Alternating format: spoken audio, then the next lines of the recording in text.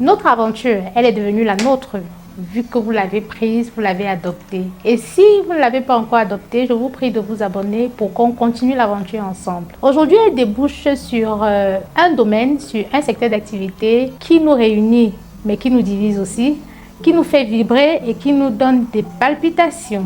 Devinez quoi? Le sport.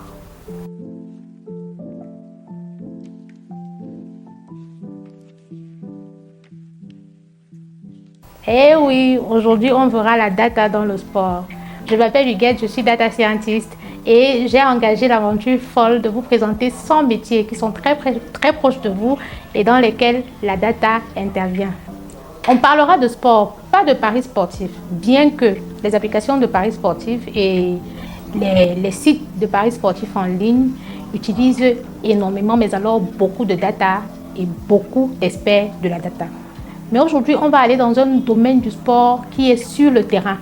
Vous n'imaginez pas comment est-ce qu'un data expert peut pratiquer sur le terrain du football. Je vous explique. Derrière chaque match de football, par exemple, il n'y a pas que les 90 minutes pendant lesquelles les joueurs courent. Savez-vous que derrière ces 90 minutes de course et derrière chaque joueur professionnel, il y a 25 capteurs. Il y a 25 capteurs qui analysent sa vitesse, sa fréquence cardiaque, chaque passe, chaque course, chaque contact avec le ballon. C'est aussi ça, la data, dans le sport. Une statistique évidente qui a souvent soulevé des critiques, c'est les classements mondiaux et nationaux, voire internationaux, d'équipes, de joueurs. On a souvent des discussions comme quoi, oh Sadio, il méritait ce ballon d'or. Pourquoi le Maroc est premier classement africain alors qu'il n'a même pas gagné la Coupe d'Afrique?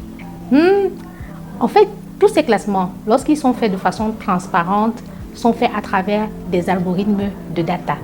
Et oui, la FIFA aujourd'hui utilise des algorithmes de data pour pouvoir définir les performances de chaque équipe, les performances de chaque joueur avant de pouvoir leur attribuer le mérite. C'est bon à savoir que le classement ne se fait plus à l'œil comme auparavant.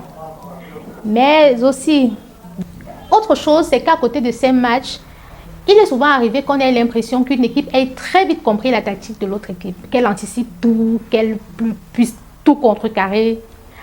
Il y a une grosse analyse faite à travers des données factuelles.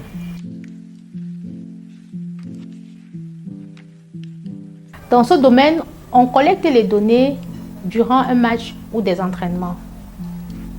Les tirs, les passes, la façon de bouger, la performance du gardien, les chocs, tout ceci pour comprendre ce qui fonctionne ou non dans le jeu d'équipe. En Europe, les clubs de foot dépensent des millions d'euros pour l'analyse interne de leurs équipes. L'Afrique n'en est pas loin.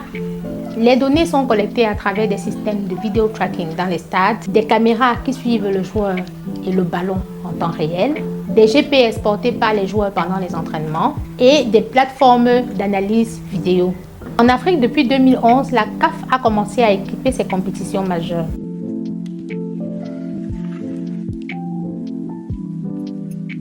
En matière de recrutement de talents, je vais vous dire que la data a transformé le mercato et la façon dont les clubs découvrent les joueurs et les talents. Avant, le recrutement sportif se faisait sur recommandation ou selon l'œil d'un expert qui avait fait le voyage. Mais aujourd'hui, les choses sont très différentes. Les clubs aujourd'hui utilisent des algorithmes pour analyser des millions de joueurs dans des millions de villes et de pays différents, rien qu'à travers soit des vidéos YouTube, soit des vidéos qui leur sont envoyées.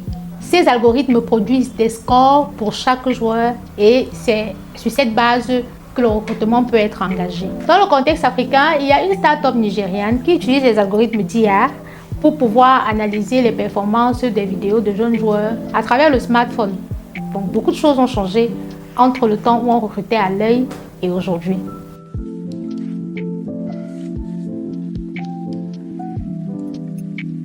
L'organisation des grands événements sportifs aujourd'hui utilise la data pour pouvoir planifier, suivre et évaluer l'événement et optimiser même la rentabilité de l'événement, comme la vente des billets, la sécurité, le flux des personnes présentes qui permet d'anticiper sur un certain nombre de choses, la monétisation des contenus, les audiences et le développement d'un véritable marché commercial autour du sport. L'Afrique, à travers les futurs événements qui arrivent, notamment les Jeux olympiques de la jeunesse à Dakar en 2026 et la Coupe du monde qui est co-organisée avec le Maroc en 2030, a l'occasion pour pouvoir développer avec des experts et à travers la data, de professionnaliser une véritable industrie sportive pour le continent. L'adoption de la data dans le milieu sportif en Afrique est certes embryonnaire, mais l'opportunité est et la croissance est très rapide.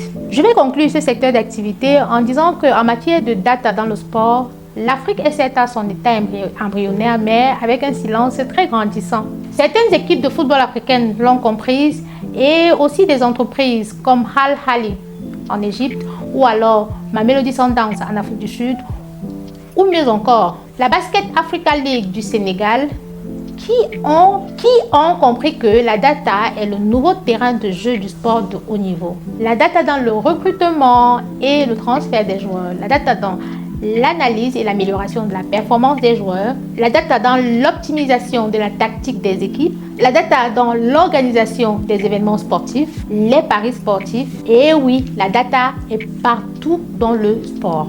Si vous êtes un entraîneur de sport, vraiment, recrutez un data analyst qui vous présentera un rapport d'environ 40 pages sur les performances du meilleur joueur de l'équipe adverse et qui vous parlera de tous ses déplacements et de ses positions et vous permettra de faire le meilleur classement et d'optimiser les résultats de votre équipe. Et enfin, si vous aimez le sport, si vous aimez la data, vous pouvez combiner les deux et jouer avec.